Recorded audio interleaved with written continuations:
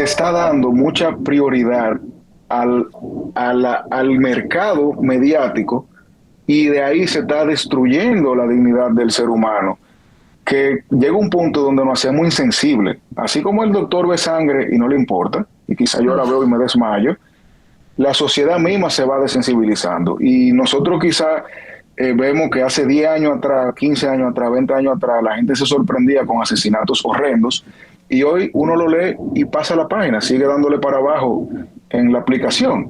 Y eso es algo que a nosotros nos debe llamar mucho la atención, porque cuando uno ve que, y le voy a poner un ejemplo que yo vi ayer que me causó muchísima rabia, o sea, familiares del fallecido don Orlando llorando y los camarógrafos pegándole la cámara en la cara, haciéndole preguntas a una persona que ni siquiera entiende lo que está pasando.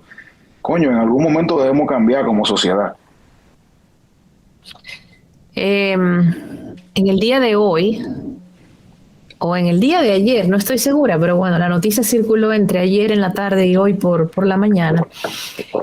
Un funcionario público le ganó una demanda penal a una página de Instagram en donde según lo que el juzgado dictaminó, se había difamado. No sé si estás consciente del caso que te menciono. El abogado fue Félix Portes, el funcionario fue el ministro de Vivienda y Edificaciones, Carlos Bonilla, contra una cuenta de Instagram que se llama Aquiles Denuncias. Fue condenado a pagar $1 millón y a cubrir los costos, me parece también, de los gastos jurídicos. ¿Qué significa esto?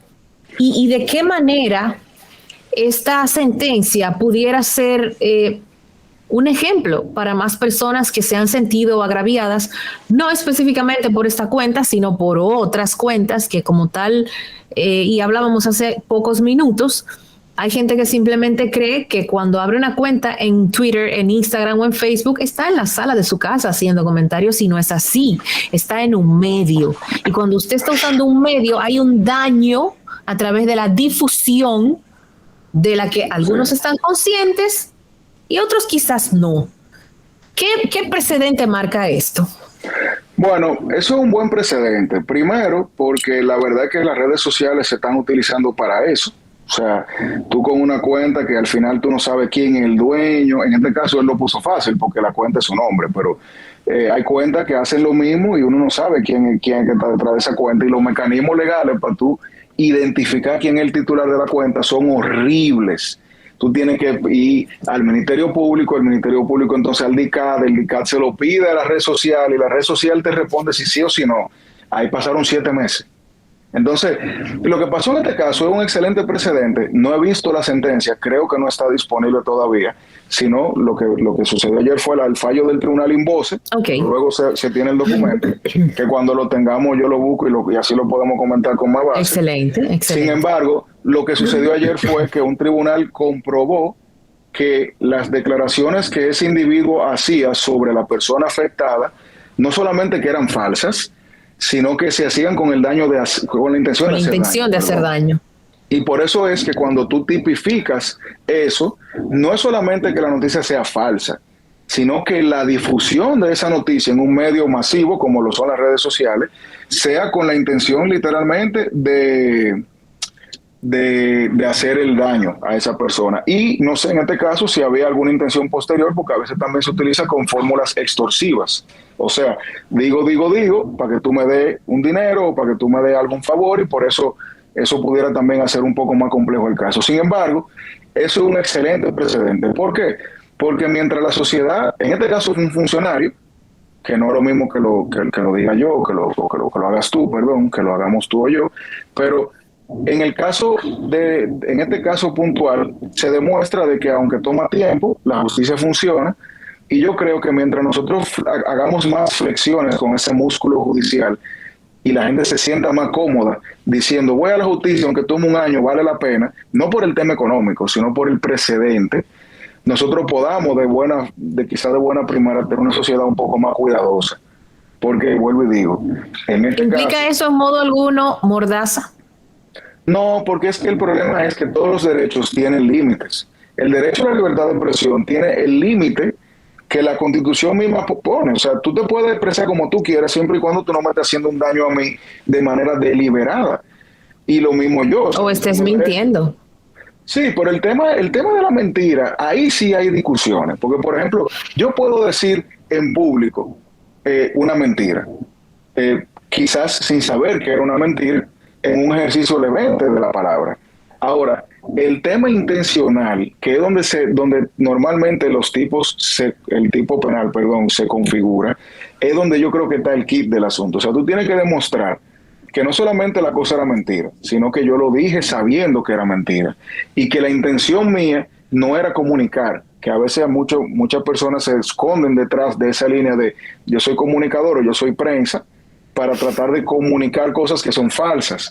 Y en las redes sociales, en Twitter especialmente, uno ve tanta gente haciendo daño y tanta gente con esa boca suelta, como dicen, que al final casos como este causan algún tipo de esperanza de que, aunque en este caso se logró, mucha otra gente se anime a hacerlo. Porque si todos nos animamos a perseguir a las personas que hablan sin saber con la intención de hacer daño, que es lo que realmente se tipifica, hablar sin saber con la intención de hacer daño, yo creo que eso va a reducir considerablemente la cantidad de personas que van a seguir cruzando esa línea, porque al final lo que busca el derecho penal es generar ese miedo en la sociedad, miedo entre comillas, ¿verdad?, para no cometer el ilícito en base a la pena que se te puede imponer, que no solamente son 1 o 2 meses o 3 meses presos, que normalmente se suspende, la gente no siempre va presa por esto, sino también el tema económico. No a cualquier Casi siempre es una compensación lo que se estila.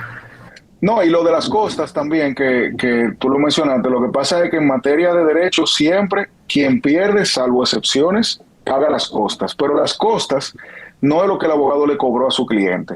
Las costas están en una ley muy vieja y al final es un 5% de lo que cuesta el proceso real porque son precios que no están debidamente indexados y el tribunal lo aprueba. Entonces, es algo simbólico. Te voy a poner un ejemplo, un proceso que a un abogado, que a un cliente, perdón, le pueda costar 500,000 pesos, 1,000,000 de pesos, en costas quizás genera 50,000 o 60,000 pesos. Pero es una victoria simbólica que es importante. O sea, son cosas que te mandan un mensaje de ganaste el caso y te tienen que retribuir el costo, entre comillas, de tu proceso. Lo que pasa es que la modificación debe venir de la ley para que el tribunal pueda, entre comillas, eventualmente aportar en el tema de las costas. Para dejarte ir ya y finalmente, Francisco, retomando el caso que lamentablemente sucedió en el día de ayer, se ha rumorado que la persona que atacó a Orlando Jorge Mera tendría temas mentales, presuntamente, y que estaría supuestamente medicado. ¿Es esto un atenuante al momento de ir a juicio? Mira, en nuestro país... Pero vamos a tomar en cuenta que ese señor tenía un arma. Eso te iba a y decir, una licencia de arma. Entonces, no solamente eso. Es una incongruencia, ¿verdad?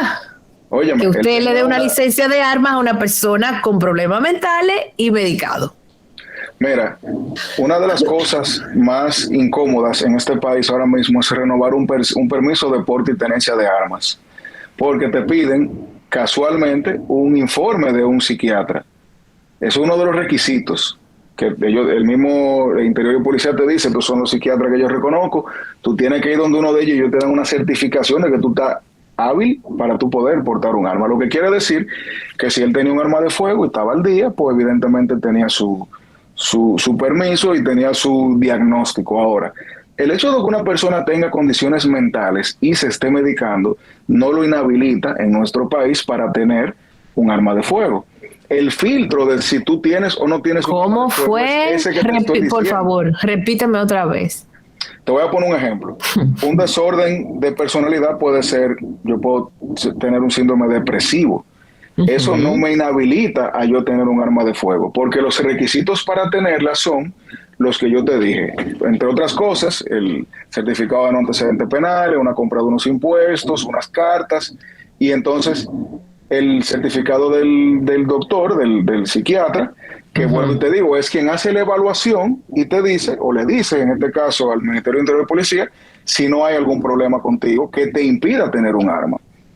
si tú pasaste esos filtros, aunque tú tengas una condición mental, eso no es algo que la autoridad se va a dar cuenta, porque ya tú cumpliste con los requisitos formales. Entonces, el problema de nosotros está en que los requisitos para tener un arma en República Dominicana deben ser revisados para ser eficientes. Y te pongo un ejemplo. Yo no conozco el caso de ese señor. Sin embargo, si él realmente tenía una condición médica comprobada por un especialista y otro especialista dijo, no hay ningún problema con eso, dale un arma, ahí hay un problema de responsabilidad de esa persona. ¿Por qué? Porque yo, que soy una persona que tengo mi permiso al día, te puedo asegurar que los chequeos que se hacen no son reales. Como todo en este país, a ti te dan tu certificación, tú puedes ser, ya que el destripador y te dan tu certificación, son requisitos. Entonces, por eso es que yo creo que el caso de él,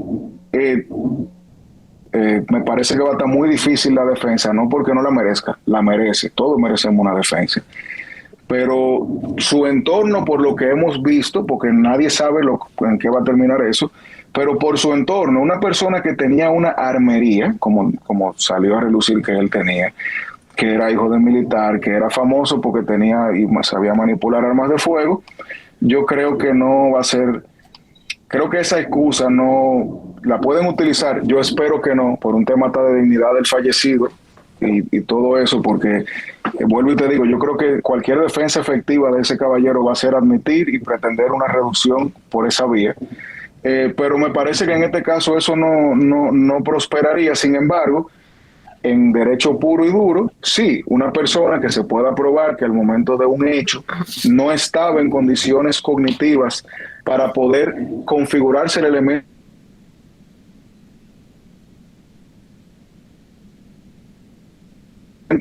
intencional, pues sí, son cosas que pueden ayudar a reducir una condena, pero tendríamos que esperar a ver qué pasa en este caso, que no creo que se vaya a configurar. ¿Tiene alguna responsabilidad la seguridad del espacio, la seguridad del ministerio?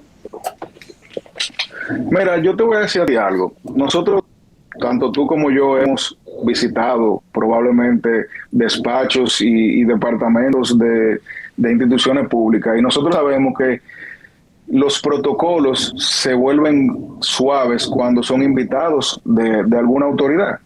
No es lo mismo yo ir al ministerio, voy a poner un ministerio cualquiera, no es lo mismo yo ir al Ministerio de Energía y Minas yo caminando que si voy a una reunión con el director.